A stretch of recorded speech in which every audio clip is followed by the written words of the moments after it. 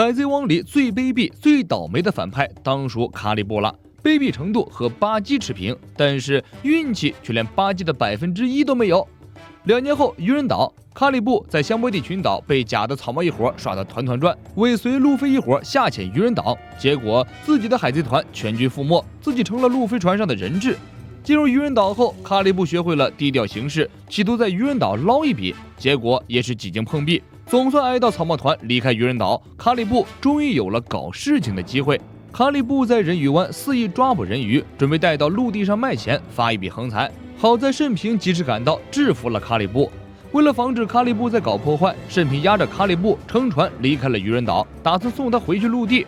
半路上遇到了卡里布的弟弟克里布，这小子命大，竟然没死。慎平没给兄弟2人叙旧的机会，带着卡里布迅速离开，将卡里布送进了海军G5支部的基地。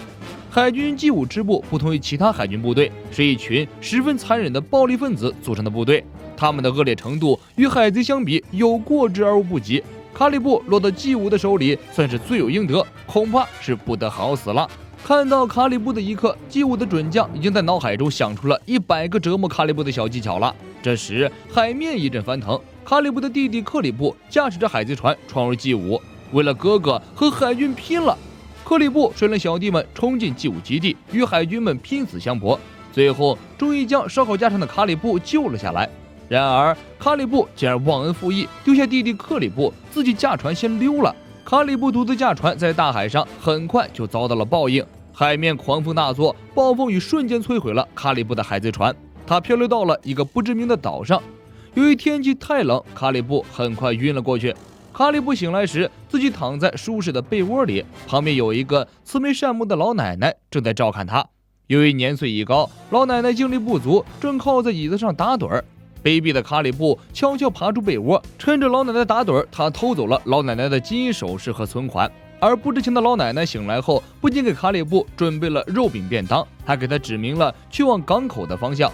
卡里布并没有因此良心发现，他心安理得地带着老奶奶的便当向港口赶去。走到半路时，突然被一群武装分子堵住了去路。这群人尊敬地称呼卡里布为贾布尔队长。卡里布一脸懵逼，老奶奶追上来，用石头赶走了武装分子。奇怪的是，武装分子倒也没有反抗，哀嚎着跑开了。卡里布一脸懵逼地和老奶奶挥手告别，继续向港口赶去。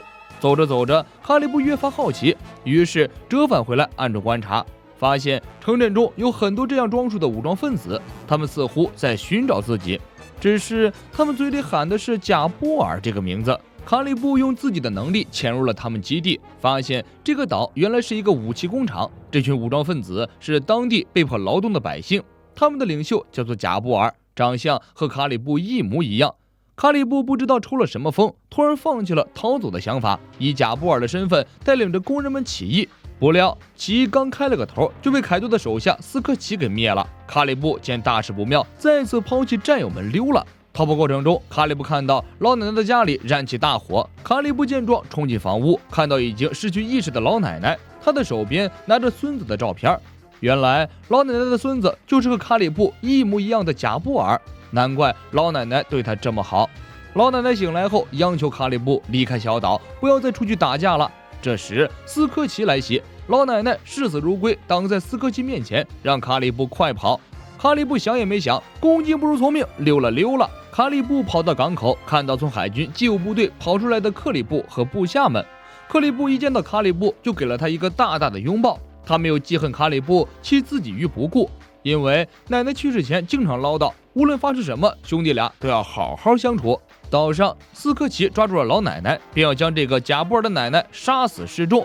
卡里布率领部下们攻了回去，自己换上了贾布尔队长的装束，与斯科奇等人展开了战斗。卡里布使用沼泽能力，将斯科奇以及其他敌人吞入身体里，并将武器工厂一并吞下，摧毁了这个奴役工人们的罪恶之地。没想到卑鄙的卡里布竟然也有向善的时候，岛上的工人们高呼英雄贾布尔的名字。然而众人还没有高兴2分钟，一头恐龙突然冒出来，将卡里布咬伤。现场的工人们一哄而散，德雷克将反抗者们全部歼灭，同时抓捕了卡里布。卡里布知道打不过德雷克，于是放弃了抵抗，恳求德雷克只抓自己，放过自己的小弟们。老奶奶含泪将便当递到卡里布的手里。就在几分钟前，老奶奶听到卡里布对属下们这样说道：“千万要保护好老太婆呀！”老奶奶来到海边，目送卡里布被抓上了一艘海贼船，慢慢远去。空旷的大海上回荡着卡里布的声音，他说：“你可要长生不老啊，老太婆。”故事最后，老奶奶来到孙子贾布尔的坟墓前，她将卡里布的通缉令钉在了墓碑上，说道：“谢谢你，和我的宝贝孙子一样可爱的卡里布。”原来老奶奶已经知道卡里布不是自己的孙子了，只是在短暂的交往中，老奶奶发现了卡里布身上善良可爱的一面，因此没有拆穿他，把他当作自己的孙子一样对待。后来在和之国大战中，卡里布也功不可没，帮助路飞满血复活。不过这都是后话了。本期扉页故事就是这些内容，喜欢的小伙伴们欢迎点赞收藏，我们下一期再见。